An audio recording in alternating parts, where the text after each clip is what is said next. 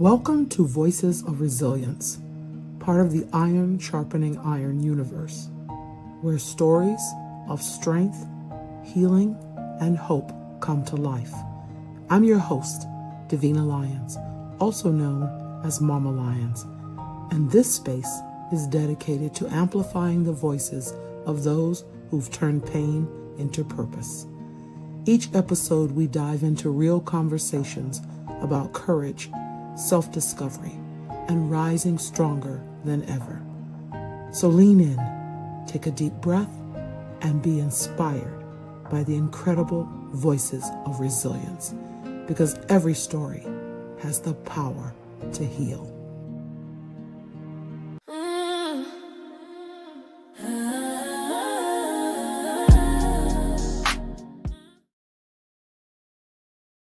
Hello and welcome to Voices of Resilience. I'm your host, Davina Lyons, aka Mama Lyons.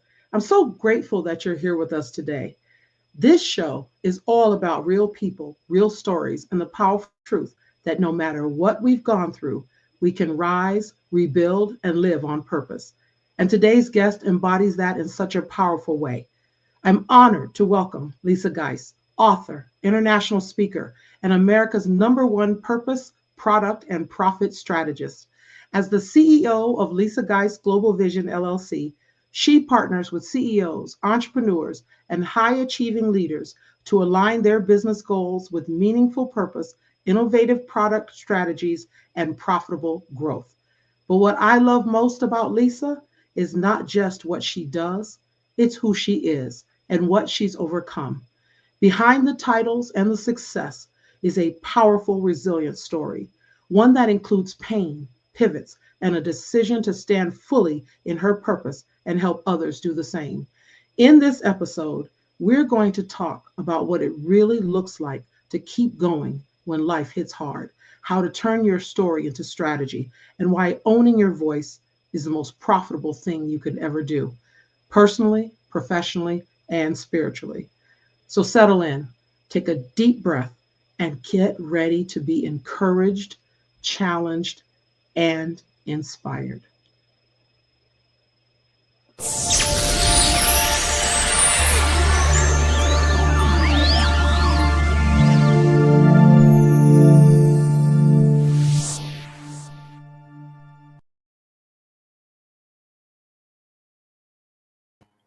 Welcome, Lisa.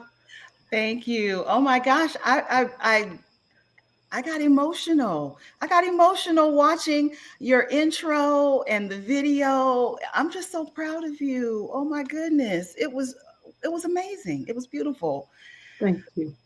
Thank you. I am beyond grateful to have you on this platform. When I reached out to you a while back and I said, I have an idea, I want to do this feature called Voices of Resilience, you were the first one to raise your hand and say, I'll do it. And many may have seen this on my YouTube, your video where you tell your story.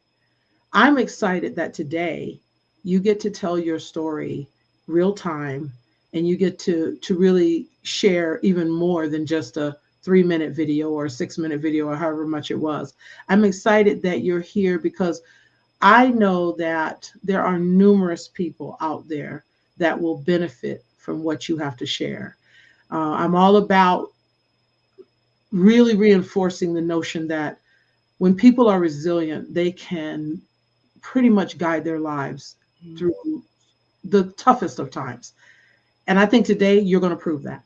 So, welcome, welcome, welcome. Thank you. Thank you for having me. I am truly honored that not only that my story resonated with you to the point where you wanted to, reach out about it, but also just, again, just watching. I've been watching you from the sidelines, just watching you from the sidelines and just seeing all that you are doing and what I know you are going to do.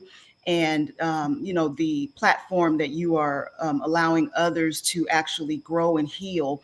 I really appreciate it. I really, truly do. The more that we step up and the more that we step up and step out for one another, the more that we'll have those who may not feel strong in that moment They'll have something to go to say, oh wow, let me watch this one more time, even though I've already seen it 3 times. Let me watch it again, because every time I see it, I learn something. I take something new away from it. It strengthens me for my season that I'm in now. So again, I just applaud you. I am so happy, and I'm really grateful and thankful for you. Thank you. That makes me feel good. Now I'm going to get emotional, and I don't want to get emotional either. I don't ugly cry well, so I honestly, everything you just said is exactly the purpose behind it. I've been called over the years to always try to lift others up. Always, even when I needed lifting, Hmm. I always wanted to lift others up. So this is just, but Confirmation. it's confirmation. But you know what, Lisa? Sometimes you don't realize you're lifting others up, and that's what you did for me. Mm. So, and I don't want to, I'm not going to get into, I want you to tell your story, but I watched you from the sidelines as well, and I knew you. We have mutual friends that absolutely adore you. Every friend that I have, that I know knows you, all say the same thing. So that's a testament about who you are. You're just an amazing individual as well. And I really, you went through a season that I was, my heart was like, I want to see this sister win. I want her to come through this, and you did. And so Yes, that, let's get into that. yes, So yes. as you reflect on your journey, why don't you just start us where you feel comfortable with, in reflecting what happened, how did you, what caused you to have to be resilient, so to speak. Yeah. So I'll say, I'm a firm believer that we have always been given the footprints. It's just a matter of if we've been following the footprints. And so when I reflect back, I realized that even as a child, I was being guided. I was being, God was guiding me on my journey. And so I've always been who I am. It Mm-hmm. was a matter of me saying, I'll answer the call. And because I was young, of course, you're like, I'm not trying to do that. I don't want to inspire people. I don't want that burden. You go through all those things you tell yourself. Right. And Right. so I didn't, a lot of times you run from it. And when you run in the wrong direction, right? You're Mm-hmm. running in the wrong direction. And so you might get, into some things you shouldn't have been into, and some lessons, some hard lessons that you have to learn because of that. But again, I'll say that I have always felt like I've been covered. I've always felt that I've been protected. And I've always felt like, regardless to what was going on, I always felt that there was something more in me than I even knew. I've always felt that. And so when I reflect back on connecting with that, I'll never forget when or let me just say this, when I truly discovered it is when I turned 30. Believe it or not, 30 years old. I was thinking, oh my gosh, I was kind of sad the couple of weeks before, because I'm thinking, I'm getting ready to leave my 30s. That's so sad, right? I'm getting old. That's what I was saying to myself. I'm getting old. And when I was leaving my 30s, on my birth date, I woke up and literally my life flashed before me. And everything that I had been through, all the abuse I had endured, all the things that people had said to me that had my self-esteem in a certain place, um, it all just came right in front of me. And I'm thinking, this is my birthday. I shouldn't, have to deal with these things today. But I'm so grateful to God that I did, because I sat there and just let it, all the floodgates just come. And for every single thing that I had questioned prior to that, why is this happening to me? Why do people want to make me feel this way? I received the answer for each and every one. And it was almost as if when I opened my eyes on my 30th birthday, it was almost as if my life had been completely explained to me, Mm-hmm. which I didn't see that coming. And from that point forward, I started walking different. I started talking different. And I started moving different and choosing different. And so, because I realized that if all of this was explained, if this was what was hindering me from walking and being who I was meant to be, now that I had the answer that I had been asking for so many years, I had the answer. I understood that when you show up and you are, someone who has been called, you're not going to have an easy road all the time, but it's about how are you going to handle the road that you've been put on, right? And so I said, you know what? I'm going to show up and show out the best way I know how. I might not get it right every time, but I'm going to make sure that I show up and show out. And that showing up and showing out meant not just stating the problem, but trying to be a solution to the problem. Mm-hmm. We can talk about the problem all we want, but are you just, you're gonna roll over? What are you gonna do? So Mm-hmm. that's kind of the mindset. I started to shift my mindset Mm-hmm. and really think from more of a positive perspective about life, even when things would knock me down. Okay, you down. I'm gonna give you 2 days, girl, and then you're gonna have to get back up. What we doing? How we gonna fix it?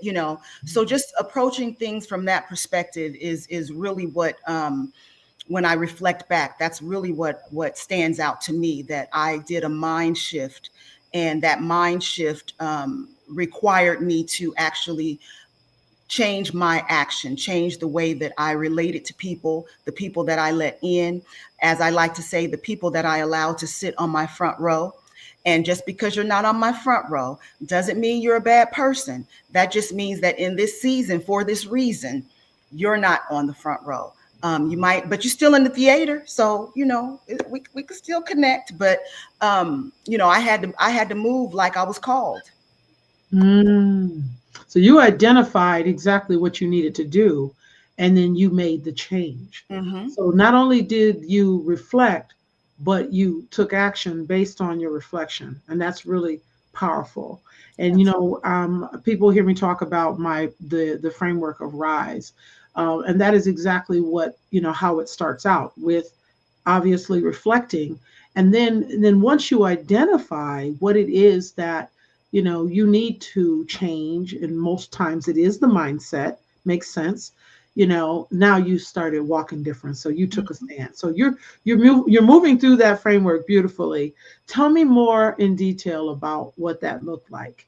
Your Once you identified it, and I love, by the way, I love the whole metaphor or analogy about the front row. I love that. It makes sense. Yeah. Yeah. Yeah, that really rings true for me because one thing that God talked to me about was the fact that this is your show. This is your show, and in your show, you've been playing small. In your show, you've been playing victim. Like I said, I was wondering why were these things happening to me. So when I realized that, I am the main character in this life, I'm the main character. And because I'm the main character, can I control everything? Absolutely not.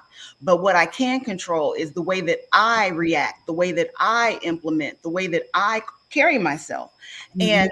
And also, but more importantly, the way that I think about myself, which was a huge part of what was hindering me, which was the way that I thought about myself. I allowed myself to get stuck in victim mode, where it was they did this to me, this happened to me, and yes, those things, absolutely, the abuse did happen to me, but I had to really just have a big girl conversation one day with myself and just look in the mirror, and I had to say, okay, yep, it happened. So let me ask you this. Are you going to allow them to be the reason that you don't walk into who you're supposed to be, into your purpose? Or are you going to say, that happened, shame on them that Mhm. they did it, and Mhm. then pick up what you're supposed to pick up from it and help someone else who may be going through it? What are you going to do? So there were a lot of decisions that I personally had to make, and I'm a huge believer that who we choose to be is a decision. It just doesn't, it's not by happenstance. It just doesn't happen. It's a decision. Just like when someone calls you on your cell phone, you have to decide that you want to talk to that person and pick up the phone. It's the same thing with your life. You have to decide that you know what? This is a vision I had of myself, of who I wanted to be. And regardless of what happened or has happened or is happening, I'm going to be this person. It's a Mm, decision. And so mm, when I started to look at it from the perspective of it being a decision, that's when I started to take back my power. I that's right. started to realize how powerful um, my decisions were, and that it didn't matter what anyone did to me unless I relinquished the power. Unless I relinquished the power, what they did would have no bearing on who Lisa is and who Lisa will be. That's powerful. And I want listeners to really key into that. It's like, that's the ultimate in taking responsibility. That is the ultimate. And I believe that people who are very resilient are people who are very responsible with, their experiences and being able to take responsibility for their actions, the role they play in their show, as well as the role that others play. I love that. Right now, my students in my classroom would be doing this. Clocking, Okay, miss, yeah, clocking. Love it. That's what the girls do, with me. I hmm but I get it. You're clocking. I mean, it's really, really powerful. I will say that as you're talking, I did not realize, because I didn't know much of your backstory. I did not realize that you had experienced childhood abuse or trauma. So by the time I met you, you were in that responsible phase. You were in that you'd already done the reflection and done the talk, and you had said, "This is who Lisa Guice is." And I, met the empowered Lisa Guice, the global Lisa Guice, right? So that's a testament to what you're saying. You actually walked your talk, and that's wonderful. So anyway, I don't want to interrupt. Tell me more. No, I was just in you mentioning that it brought me back to another reflection. Mhm. Yeah. And the reflection that it brought me back to was I remember there was a secret that I had been keeping Hmm. and I hadn't told anyone. And I want to say maybe it's been 5 years now that someone approached me to do an interview in an article or in a magazine. And I said, "Oh, okay, yeah." And then after the lady and I had a conversation, I was so moved by her that for whatever great idea I came up with, I felt like that was the space for me to reveal this secret. Mm, Yeah, right. And I said, and she was like, "Are you sure?" I said, "Yeah." I said, "Because I've been carrying it with me and I know how it has been affecting me because I've been carrying it with me. mm, And I said, I think it's time for me to release it. And I think your magazine is where I want to release it. I know it's good. There's probably going to be some fallout because not a family member knows about this. I said, mm. but I'm choosing to do it this way so that I don't have to hear the little voices talking me out of it, right? All they're going to know is here's the article, here's the magazine, and read it, and that was it was again me taking back my power Right. because that particular incident I felt so powerless. I was 11 years old when a family friend um, decided he wanted to try to rape me, Hmm. and I never told a soul. I never told a soul. In part because I was afraid of him. Hmm. uh, he would still come around after that. Hmm. So I had to still look at him. I had to still look at him interact with my family. It was just a very difficult time. And he would, kind of remind me when he would come around, keep my mouth shut, type of thing. And Wow. Mhm. yeah, and I carried that, and you just don't realize the heaviness that you actually put upon yourself when you don't when you don't disclose things like that, regardless of Absolutely. what the reaction would have been. And I carried that with me up until, I mean, just think about it. I was 11. Here I Mhm. am, a full grown woman, and I was still carrying it. You don't realize how that affects you, the way it comes out. You think you're fine, and then one day you're crying. You don't know why. That's It's right. Yeah. and you're thinking, what's wrong with me? Why am I emotional? You don't know what's triggered you. You don't know why it's triggered you.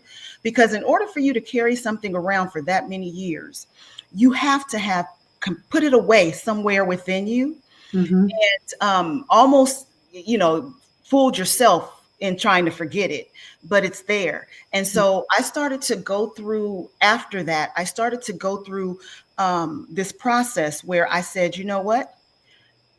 And this is an analogy that I actually used. I said, I'm a computer.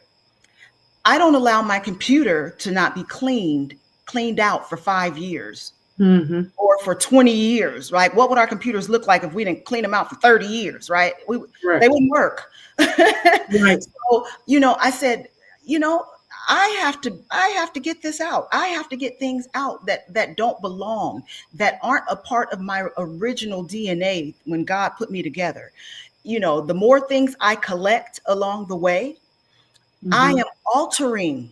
I am willingly altering who I am supposed to be. The Mm-hmm. best thing I could do is, just like that recycle bin on your computer, the best thing I could do is dump that thing at least once a week. At Right. least, Right. sit with yourself once a week and say, okay, what do I need to dump this week? So that I'm not continuously carrying those burdens around, which will impede my progress and growth, and stop me from being what I'm supposed to be for others, or just being what I'm supposed to be for myself.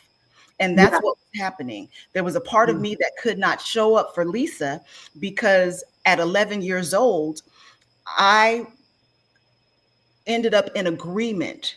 And Mm-hmm. I know, of course, I was a minor, so I don't really put that solely on myself. But as I continue to go over in years, I was still in agreement with my perpetrator. I was in agreement Only that from the perspective of you did not share the secret. that's So what I'm you referencing. definitely take no responsibility for the action. Oh yes, let's be clear on Yeah. that. Thank you Yeah. for clarifying that. No child. Absolutely not. Yeah. Absolutely You're not. not mature enough to know Yeah, yeah, absolutely how to absolutely not. handle that. Yes. Thank you for And clarifying that. yeah, Because I absolutely. don't want to give that impression. I don't want people to think that I'm saying that, because I'm not.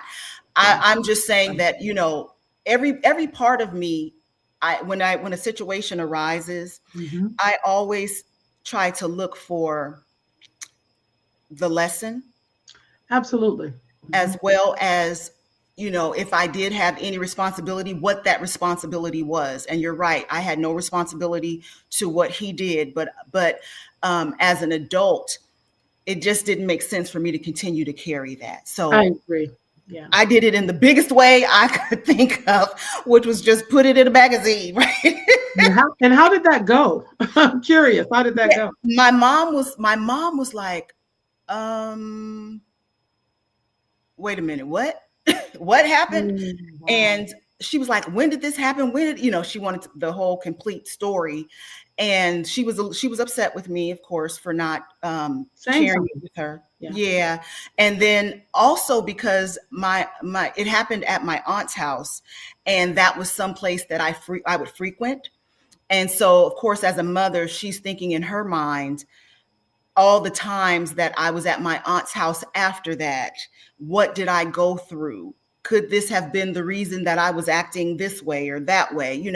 It just caught, as a parent, it makes you question, what could I have done better? How come I didn't see it? How come I didn't realize? How, all those different questions you have for Right. yourself as a Right. parent. And, you don't want your baby to be burdened like that, Absolutely not. you No, know? I totally get that. And there's a lot of Yeah. there's a, in hindsight, we always say it's 2020 vision. So Mhm. we can all look back and say what could have happened differently or any of Yeah. that. Yeah. And then when you're dealing with a child, and I know as a middle school teacher, I completely understand how young people process differently. And I too share the similar experience to what you had as a young person, and I talk about it on on other platforms as well. So I personally know exactly how you're Mm. feeling. I think I was 11, 12 also. Yeah, so I get it. It's tough. It really Yeah. is. Yeah. But speaking of your mother, I know you were very, very close to your mother. Yeah. I know that was a loss that you also had to deal with. uh, more recently. I think when I met you, your mom was ill, was in the hospital, and you had been there by her side for quite a long time, and very supportive daughter. So Yeah. you definitely showed for your mom for sure. Yeah. Um, That was my yeah, best friend. That was my best friend. yeah, for sure. Yeah, definitely. But anyway, so continue. I didn't mean to interrupt you. That was. No, I was just just she just, of course, again, as a mother, she just that was really hard for her to digest. Mhm. Um, but and I explained to her that the way I did it was how I needed to do it. Because had I not done it that way, to be honest with you, I had to confront it, if you Mhm. will. And had I Mhm. not done it that bold way, I don't know if I would have done it. Right. Right. So I it had to be bold. It had to be ugly, per se. I just So had to get it out there, like throw it in the water and just let it go, and let it go. So Yeah, I liken that in my framework. I liken that to taking a stand. That's the stand you took yeah. in that situation. That's the stand that you took.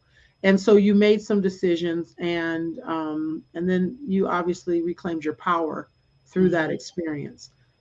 To me, it had to be. How did that feel? I did. Oh, somebody's joining us. What is happening right now? What is going on? Uh-oh. Somebody's joining us. I think. I'm Yeah, not looks like sure. okay. Okay. I don't know what's Um, happening.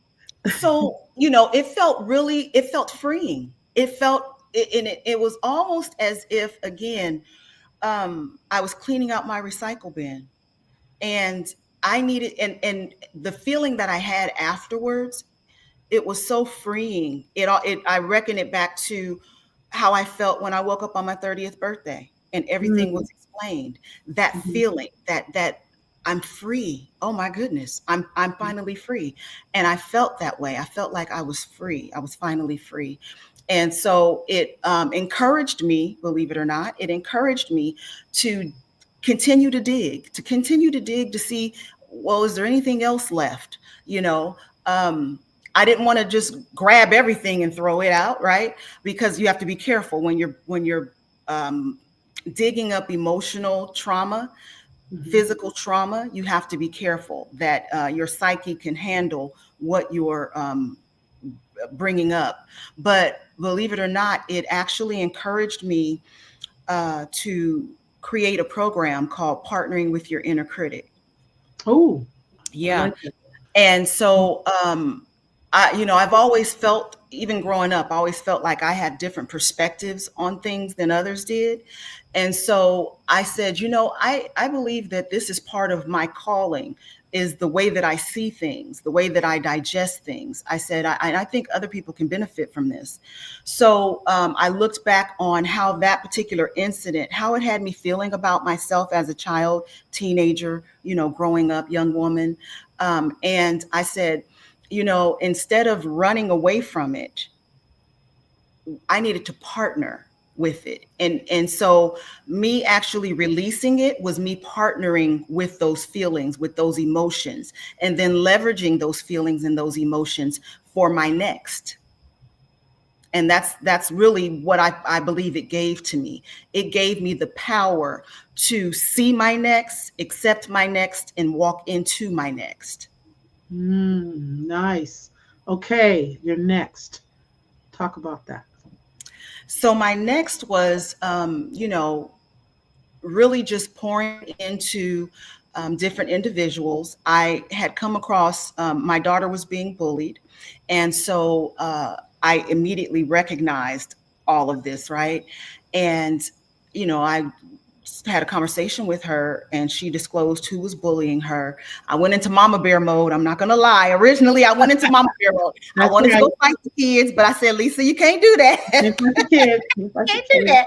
So I called the vice principal, who I had established a really good relationship with, Okay. and she got on board. I told her what was going on. I told her who the perpetrators were, and she immediately, called the parents and had a conference and all of that. And so what I did, because I said, I want to make sure that I didn't just address it from that perspective, that I'm actually tending to what she needed. So I started looking for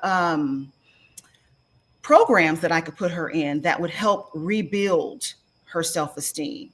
And it was so hard to find any programs. Finally, I found one girls program, and I signed her and her cousin up for the girls program. And I became really close with the organizer, and I would give her, you should do this with the girls, you should do that. And one day she turned to me and she goes, you know what? You should start a program. You should really start. You have some amazing ideas. And I was just like, no, I'm not trying to do that. Here, I'm just gonna give you the ideas and you can do it. It's not, this is your thing, right? And she was like, no, Lisa, I'm really serious. You should pray on it and really think about it. So I was like, yeah, yeah, yeah. But I did exactly what she said. I prayed on it, and God was like, yeah. And so I started my first company called Pretty Girl Enterprises, and it focused on Mm, building the self-esteem of girls ages 7 to 17. nice. And that was all based on what my daughter had been through. I wanted girls to have a place and a space to go to where they could disclose what they were going through at school, their emotions, and be built up as they were disclosing, right? So I started to I said, this is where I'm supposed to be. This is my calling. And I started running with it. Once we moved here to Arizona, I started running with it. And one of the things that really stands out to me is that the mothers were coming to me, telling me the difference that they were seeing in their daughters. And then they started asking me, are you going to work with women? And I was like, absolutely not. No, I don't want no parts of any adults. No, no, I'm not doing that. So I teamed up. I established a partnership with the Higley Unified School District, Nice. where every summer I would go in. I became a certified bully prevention specialist. So I would do a summer camp, teaching them, Mm, yeah, to help the girls prevent bullying and to see, how they should handle the bully. I gave them, it was amazing. I really enjoyed that work. But again, as the parents continued to come to me, it became clear that, Lisa, you could pour into the girls as much as you want, but if they're not seeing it in their mothers, or it's not being reiterated at home, it's going to be like a one-off. So that's when I realized my next was to move over into helping women to reach and achieve their dreams so that their daughters would see them as an example.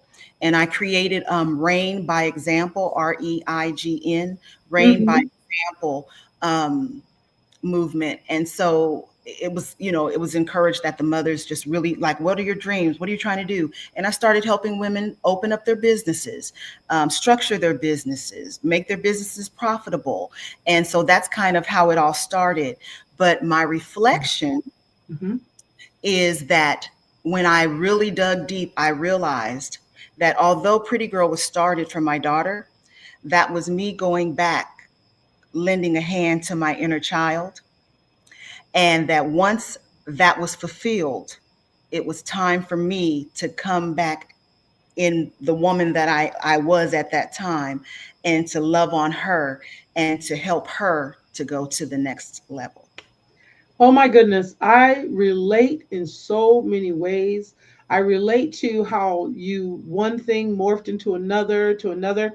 If you remember, I it was Tribe Authentic Woman for me, then Authentic Me, and then I'm back working with the kiddos, working with the Mhm. teens and young adults.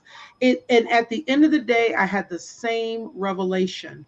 I am showing up for the me that I was when I was a child, the me I needed.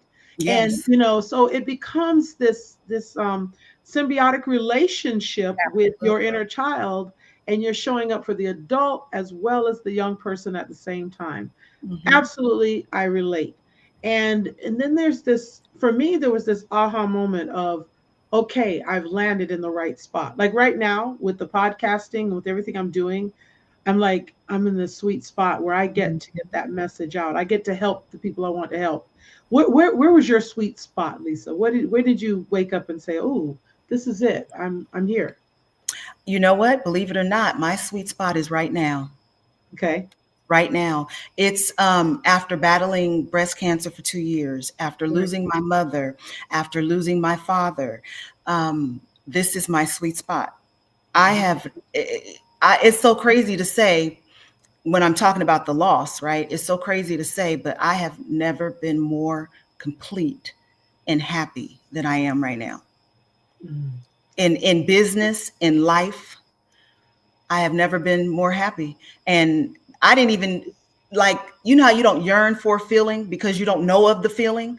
After I lost my mom to COVID, I didn't think I didn't know if I was going to come back. Just, mentally, emotionally, that took so much out of me that I really questioned if I was even going to be able to show up for me at some point. Right. Right. Um, and so, it was difficult. But what ended up happening is a month after my mom passed from COVID, I was going, grieving her. And then my dad was diagnosed with lung cancer. Mm. So a part of me, the part that I was able to pull together, because I couldn't pull all of me together because I was a wreck, right? But the Yeah. part that I was able to pull together to be there for him, to pray with him, to send him scriptures, just encouraging him along the way, it started to become more and more fulfilling for me. And so in helping him, I would just call sometimes and I would say, "How's your day going?" He'd be like, "Oh, today's not a good day." And I'd Mm. say, "Okay, well, before we start talking, let me pray, Yeah. let's start there first." Yeah. And, somewhere through the conversation, it was my goal to make him laugh so that he could still feel joy on his journey.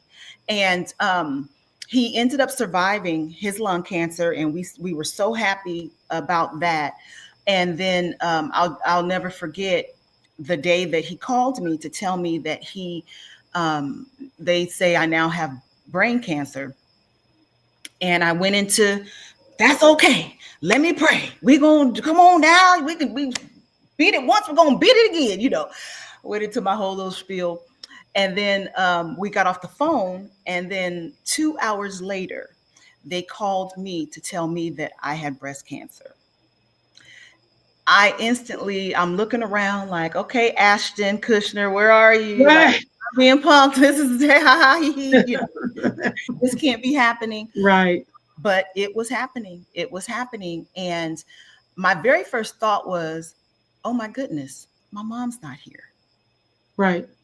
Because my mother in 2015, she had actually had breast cancer, triple negative breast cancer, which for those of you who aren't aware, when you are triple negative, that means that you don't have any of the organs that they feel are feeding the cancer. You're negative for all of them, which means they're just going to have to try to guess and figure out how to treat you. It's the most aggressive.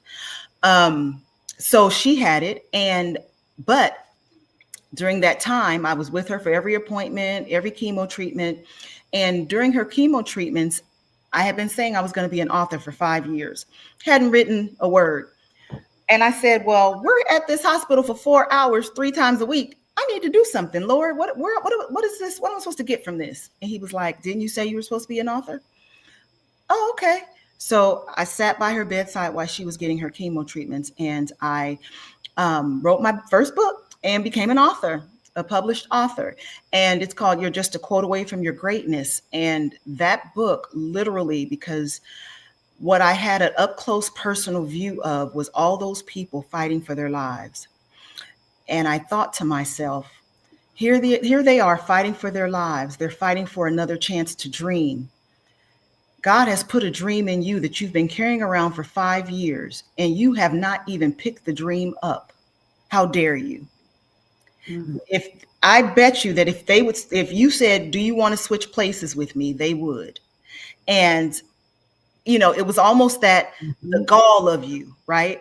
And so I Mhm. said, "Okay, I'm going to do it." And so that's the book is structured after that. It's structured from the perspective of not just waiting and not thinking that you have until tomorrow, because tomorrow is not promised to any of us. Right. What's been placed in your belly, you need to move on. That's Mm. what you need to do. And so I wrote from that perspective, and I cannot tell you the amount of people who have reached out to me and told me that, oh my gosh, you have no idea what your book did for me. And even me, when I went through my treatments, I read my own book because I was like, well, wait a minute, let me go back. Because when you write it, it's one thing. When you're observing Right. it as a reader, it's something different. So I said, let me go back and see if it's gonna give me a little something, Yeah. you know. And Yeah. so, I really, in that moment of realizing that this is what I was going to have to do, I really appreciate my mother, because even though she wasn't there physically, what I realized is she gave me the blueprint. Right. She gave me the blueprint, and I am so grateful for that. So when they called me and said, we're going to send you to this doctor, this hospital, this, I said, oh, no, you're not. I'm going to go to this hospital. I want this oncologist. I want this surgeon. I want, I wanted everybody who was on her team, because I saw how they treated her, and how they treated me as her caretaker, and Mm. how they helped us both through that process. So there was no guesswork of, I hope this doctor knows what they're doing. I hope this hospital is going to pull me. There was none of that. She had left me the blueprint. Wow. Wow. Yeah. That's a powerful connection that you made. Wow. And then you embarked upon that journey. I remember in the video you did for me, you talked about how you felt you and your dad were going through it, but he didn't make it, but you did. Yeah. I Yeah. went through survivor's remorse. Right. I had heard that word, I heard Yeah. that word, but I didn't really know what that meant. Really didn't even understand it from the perspective of, well, why do you have remorse? You're here. But I really went into survivor's remorse. And because one of the things that I always prayed for as a child, my mother and father weren't together. And I always prayed that, not necessarily that they would be together. I didn't necessarily want them together, but I just wanted him to show up as the father that I needed him to be, and he never did. Right. He Right. never did.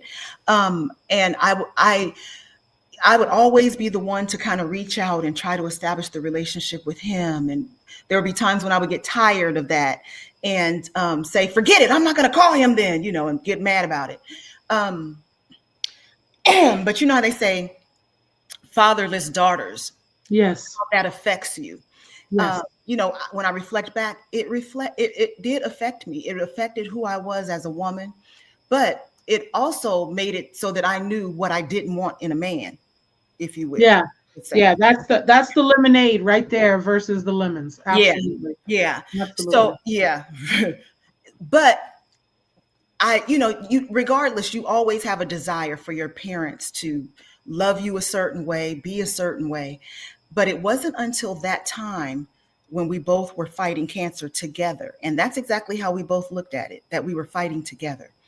Um, it wasn't until that time that we actually were able to just let down all of the walls, all of the judgment. He shared things with me during that time that I know for a fact he had never intended on sharing with me. We had long conversations. He shared his childhood, which he kept very close to the vest, Hmm. kept it very close to the vest. He Hmm. shared his entire childhood with me.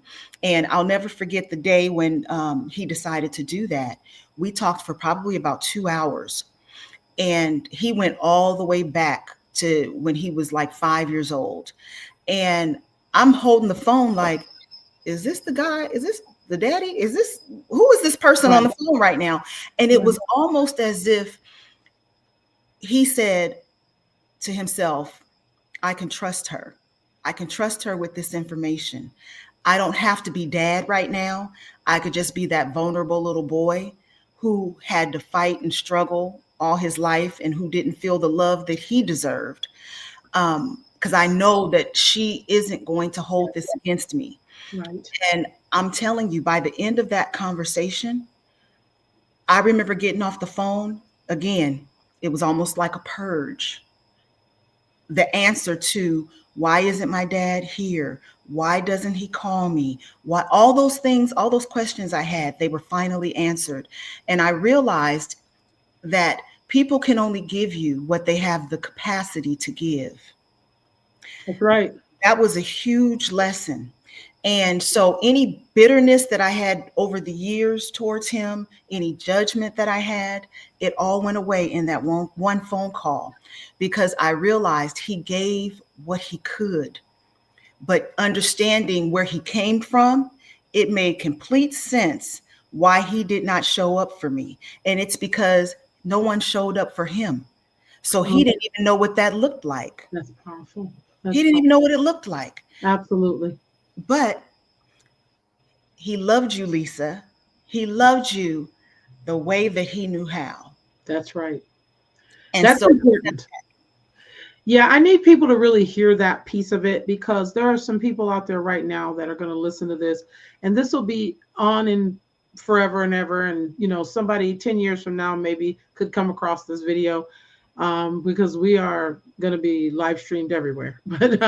But but it's that it's important to understand, because I know we all get into our own victim mentality, or our own, and rightly so. No one needs to minimize your pain. No one needs to say what you went through, you don't have a right to feel some kind of way, because you do. yeah. But you also have the responsibility of um, putting it into perspective. Like you said, it's a Mhm. choice. It's a choice in how we see things. It's our mindset, our mentality. A lot of it really is a choice.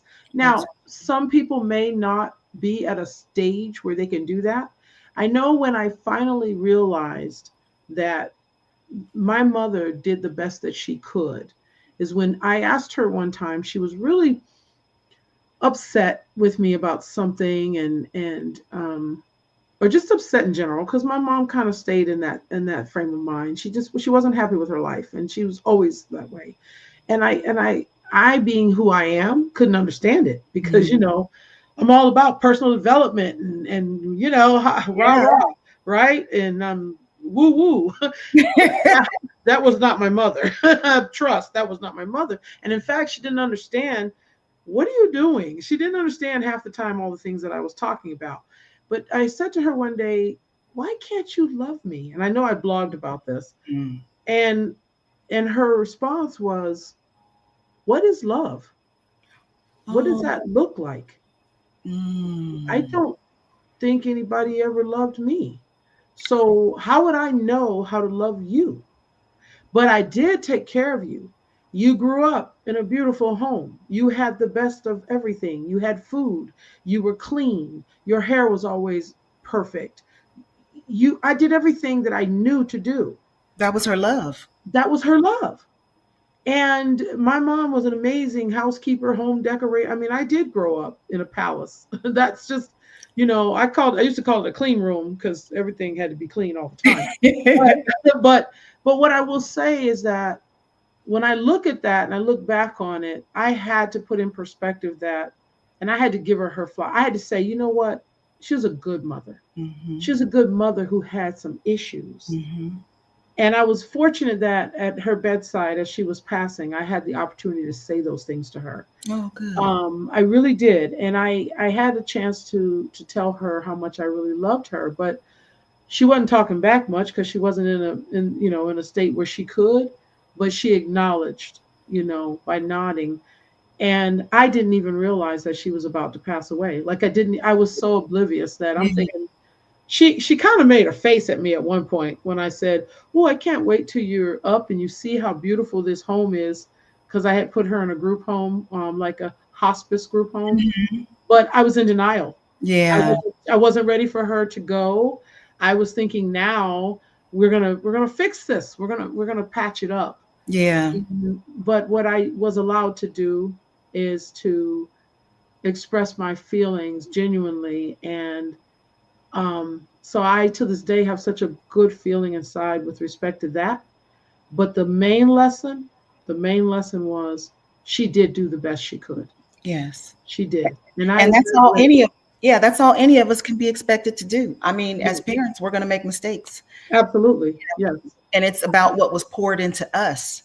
That's why I am such a person who believes in personal development, because the Right. more you develop personally, the more that you're able to go back and see things differently. And Right.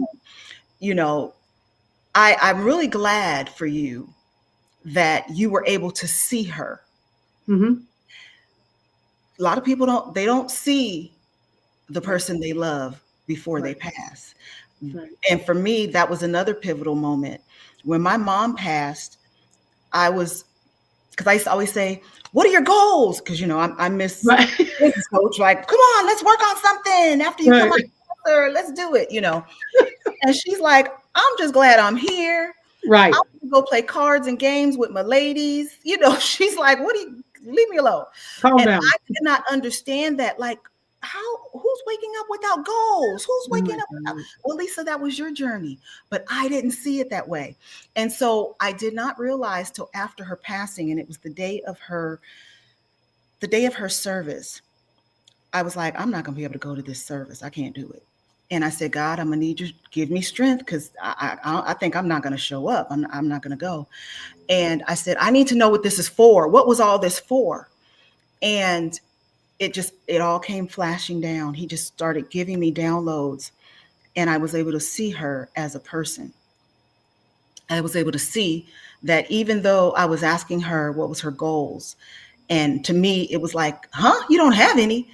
That wasn't her purpose. That wasn't her calling. No. um, that was your calling, Lisa. And so you can't put upon her what your calling is or expect for her life to look the way yours is going to look. And Exactly. so I realized that what her gift to us was that Mhm. she was the prime example of what grace looked like.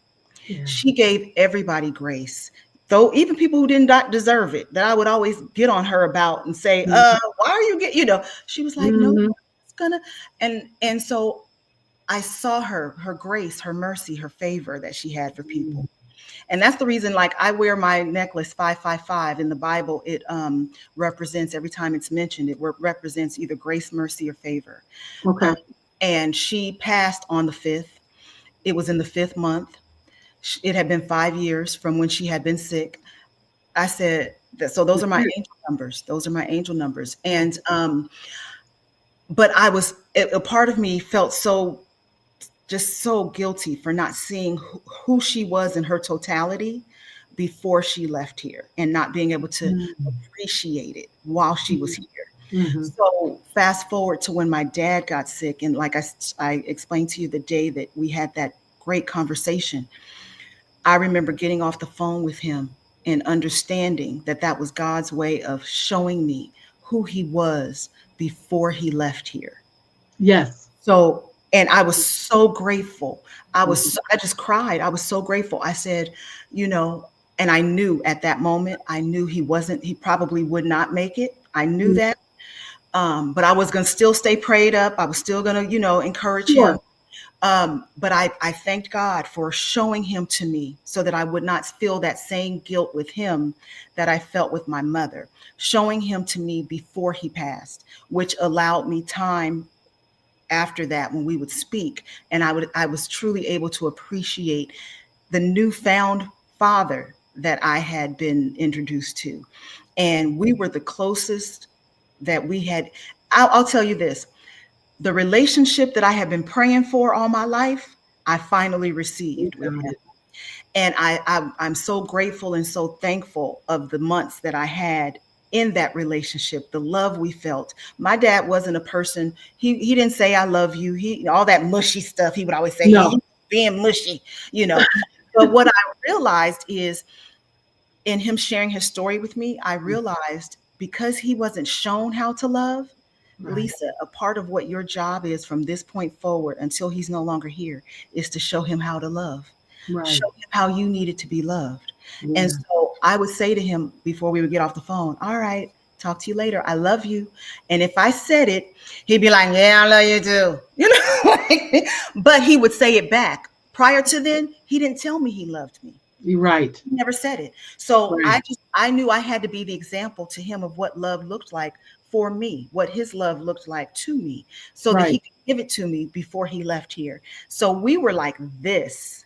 We were like this when he passed. So because of that, it hit me different. Mm-hmm. So I think that's where the survivor's remorse came from, Mm-hmm. because I kind of felt like, wow, right when I received it, the way that I always prayed for it, it's gone.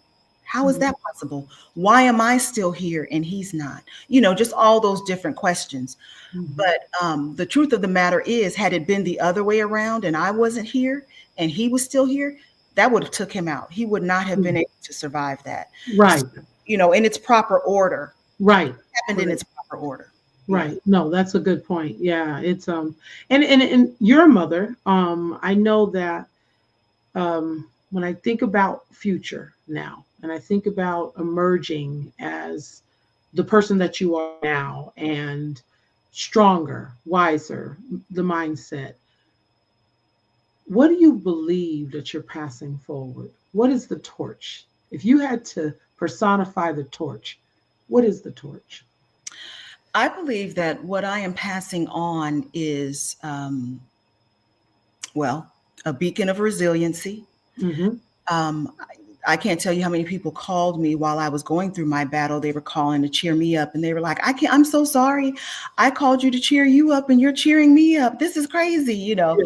Yeah. Because I was adamant about being joyful Mm-hmm. during that time. I was adamant. I was not going to let it beat me down. Whether I survived or not, I was going to walk up out of here with a smile on my face. I was going to walk up Exactly. out of here encouraging and empowering. And so I believe that that's part of my legacy. I believe that it is to be a beacon for what resiliency looks like, what it Mm-hmm. looks like to stand in whatever it is that you're going through and, you know, face it head on and go through it with a smile, not a phony smile, Right. not a phony smile, Right. but a smile of, I came here, you know, I came, I saw, I conquered. Right. Right. Right. Right. I Right. came, I saw, I conquered. Mm-hmm. I conquered all that I was supposed to, all that was assigned to Mm-hmm. me. Mm-hmm. And so I would like to believe that that actually is what my legacy is. That when people look at me, they're like, she is conquering all that is assigned to her. Maybe I need to start conquering what's assigned to me. I can do it. If she can do it after experiencing the losses and the you know, I always say that you know that you are called when the enemy comes after you, starts to come after you at an early age, Mm-hmm. because he sees you. For everyone who has low self-esteem or doesn't believe that they are destined, he sees you before you see yourself. Mm-hmm. Mm-hmm. So every bump in the road, if your life has been, oh my gosh, every time I get up, I get knocked back down, I don't know what's going on, Mm-hmm. you have a bigger calling and Mm-hmm. you continue to go forward in that. Do not stop, keep going. You are trying to be, or an attempt is being made to distract you, to wear you down so that you do not cross the finish line. But Mm. I'm here to say the finish line has been waiting for you. Your name is on that finish line, and you are to keep going. Purpose, absolutely purpose. Yes, I totally agree with you. You know, you say, "Well, I've been watching you on the sidelines," and I say, "I know because I've been in the game for a long time. Yeah. I have been doing this for a long time, and every time I even think about sitting down, anytime I ever think about, maybe I'll just live a normal life and go to work, be a nice little teacher, come home, watch some TV, The get my easy Netflix life. on." Yeah, and no shade on anybody that's what you're doing now, because if that's what works for you, then Yeah. go for it. But unfortunately, I'm 5 minutes into a TV program and I got an idea. I got to jump on the computer and now I got to write or I got to do something. Okay. That's how I'm wired. And that's because we are destined to do what we have to do for a reason. I mean, we just have purpose. This is the bottom line. I believe everyone has purpose, but Yeah. it shows up for people in different ways. Yeah. For the people who are not there, for the people who don't quite see it, the reason why my heart has been to present voices of resilience is because I need people to hear people who've already walked the walk and they're able to speak about it. And you definitely are that person. What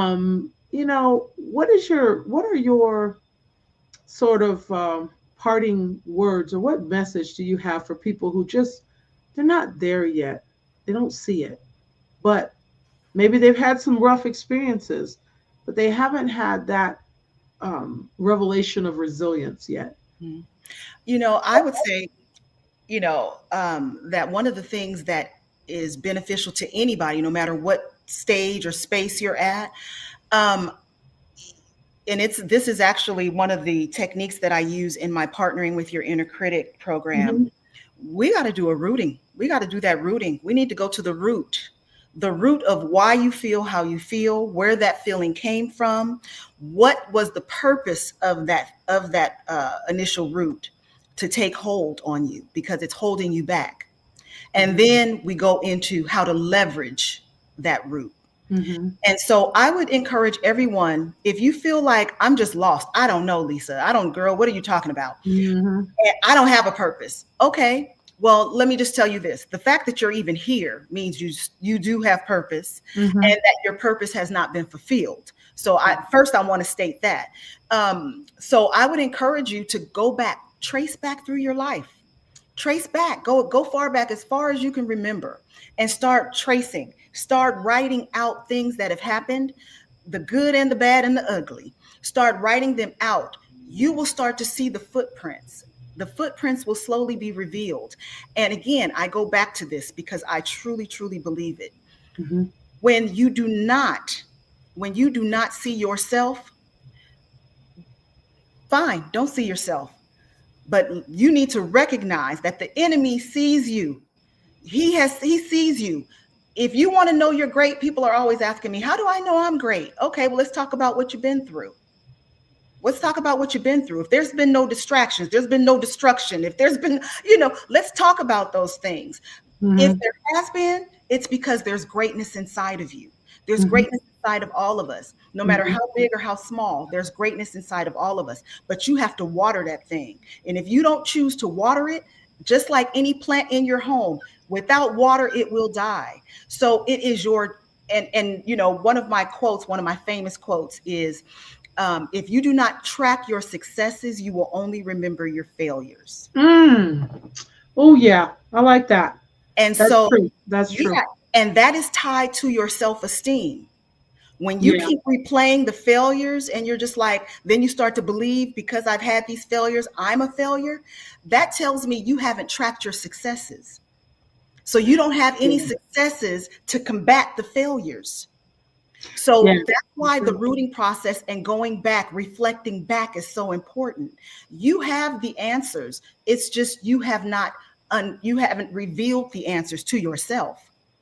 Yeah, no, I agree. That's why it's so funny because I didn't pay you, but my Right to Rise manual, that's exactly what it's about. The manuscript planner, I help people write their story systematically through my framework for that very reason because as you go back and you process, not going back to re-injure, but go Mm-mm. back and really process and look at those patterns and you retell your story, what has to come out of that is some revelations that will not only change your life but could change someone else's life. So Yes. writing is very much so cathartic and healing to me. um, Journaling, all those things. So I'm spot on with We're your here. heart. We're Yeah, here. we're here because that's how I did it. That's how I've done it. Hmm. I have so many journals, and I have people tell me all the time, well, I don't journal. And somebody said once too that I don't want to journal because when I die, that stuff is there and somebody will read it. And I said, well, that's why I put mine in a book and then sell it, and then you can read it Yeah. because honestly, people do get help. Sometimes people, all they need is to see someone else experience something. Hmm. I see all Hmm. the time. I don't want to be experienced. I don't have to experience everything to learn from it. I can look at you and say, "Oh, okay, I don't think I want to do that." Or I think I Exactly. do want to do that. And that's what this podcast is about. That's what all of this is about. Personal development doesn't have to just be personal. It is something that community can show up and help with as Hmm. well. And I do believe that's a big part of it. So, Lisa, I am so grateful that you took this time out of your schedule, and I know how busy you are as well, to share not only with me but to the listeners. If there's something that someone heard, uh, please reach out. Lisa, what is the way to best reach you? How can we get your first book? Tell us about that. So the best way to reach me Or on any social, book, not just your first one, any yeah, book. I on social media, I am Lisa Guice. Guice is Guice. Looks like juice with a G. Right. That's me. As far as my first book, I am actually in the process of doing some different things with it. So I had it pulled. Um, Okay. I'm going to relaunch it along with others. So one of the things that this podcast has actually encouraged me to do. There's a book I've been holding on to. It's pretty much written. It's been written for maybe about 6 years now, and I have not Oh, released it. But yeah, okay. I'm all right. All right, God, I hear you. Yeah, so I will be releasing that, which will continue to help people to move through, their journey and identify themselves. And one of the things that I do want people to understand is, um, as long as you're in the belief that what happened to you, it will hold you back. But mm, if you start to shift your perspective and start to realize that what has happened to you isn't for you, it's for someone else, for the mm, benefit of someone else, mm. that's when you'll see yourself starting to be moved through your personal growth cycle. And seasons, I believe in seasons. I'm in the season of conquering. I'm bringing those along with me. I'm in the season of legacy, hence why I had my Her Legacy brunch and you were there, and I Yes. thank you for that. Yes. That's going to be an annual event. Yes. I'm also in the season of understanding the importance of helping those who are looking to release their dreams. And so, grants, God is like, hello, I've been positioning you. You have access to all this money. We need to go ahead and get that out. So I just launched my grant writing. It's not for you to write a grant. It's for you to learn how to write your grant story, so that and Mm. it's your winning grant story, so that you do actually end up getting the grants that you're applying for. And so I just launched that. I'm only taking 25 people because we're going to be hands on. We're going to write right there in the moment. Wow. We're going to map out the story. We're going to write the story. There's different tiers of it. If you just want to write your story and that's all you need, fine. The second tier is if you want to write your grant story and then we actually fill out a grant and submit it, fine. The third one is we do 2 submissions. So it just depends on where you're at and what you want to do. But Nice. I have access to so many grants because God has really blessed me in being able to connect with investors as well as different grant programs Wow. through my work. So he's like, this is what I want you to do. So this is the season he's moving me into. He's given me a number, and I will admit the number has me shaking in my boots. But that's okay. I'm going to still continue to move forward, because it doesn't matter if you're fearful of it, just keep moving. And those who need Yes. to be a part of the journey with you to show up and help you, they will become a part of the journey to show up and help you. Well, you count me in. I'm very interested in that and partnering with you on that and the Yeah. writing workshops. I am so excited for you, Lisa. This Thank is this is great. And again, if anyone knew the walk that you have walked, the journey that you've had, really, really, I've witnessed it, and I just think you are absolutely amazing. Thank you you. for gracing our platform. Thank you for being here. Please, listeners, like, share, subscribe, all that stuff you know you're supposed to do. Yeah. Do it, please do it. And also, please look up Lisa Guice and pay attention because she just gave you the precursor to all of these wonderful things that are to come. So stay in her world as well. And I am sure you will see Lisa back on Iron Sharpening Iron, on our network, on something, Ladies Diary, something. She's going to be back. Trust and believe. I think Battle of the Sexes for sure. That sounds like you I got know, to right? hear When when he you said that, I was like, huh. yeah, Battle of the Sexes. That sounds interesting. Listen, we are growing in the Iron Sharpening Iron universe, and I am so glad, as Big Jack Storytime would say right now, you are now a Hall of Famer. Oh, So thank you thank so you so much. hang out. I want to talk to you backstage. Don't go away. But to our listeners, again, like, share, subscribe, do all that stuff. Next week, I will be back with another guest. Just stay tuned. You'll see it.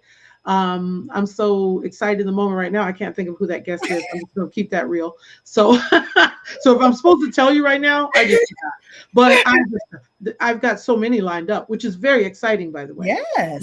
Very exciting. So, yeah, we'll be here next week. It will be the Coach's Corner. We Mhm. alternate. So the week after that, we'll be back to Voices of Resilience.